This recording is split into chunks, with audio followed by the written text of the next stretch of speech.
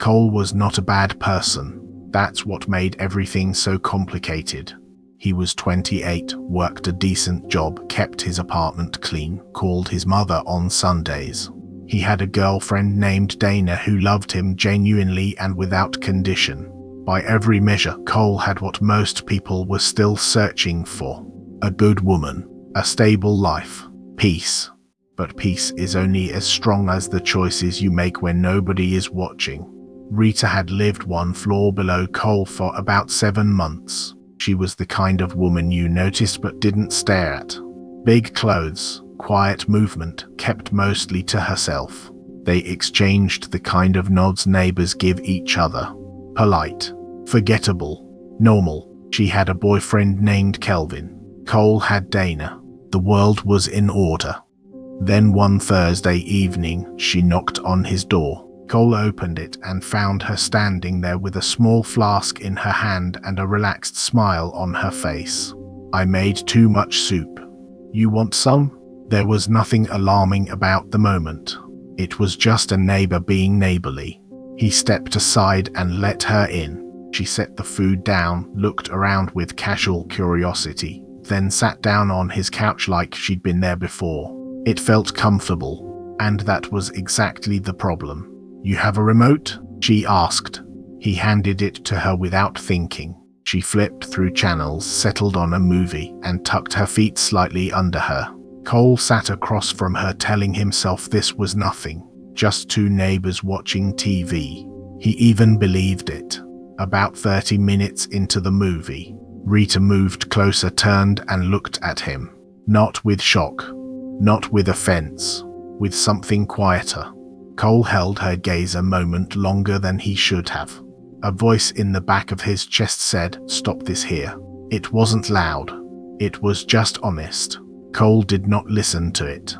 The next morning arrived without mercy. Cole sat on the edge of his bed staring at the floor. The apartment was quiet. Rita had left before sunrise. The flask was still on the counter. Dana had sent 2 texts he hadn't replied to. He picked up his phone and called Marcus.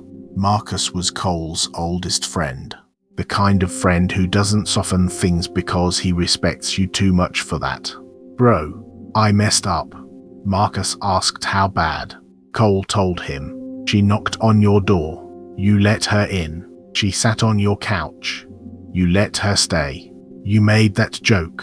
You didn't walk it back. Every single one of those was a choice. A small one, maybe, but still a choice." That afternoon, Cole called his older sister Bev. She was 10 years older and had lived enough life to speak without drama. "Have you ever known something was wrong but kept going anyway?" Bev was quiet for a moment. "Yes. That small pause where you know, and then you decide the feeling is worth more than the consequence. If Dana did this to you with someone in your own building, someone you'd have to see in the hallway every day, how would you feel?"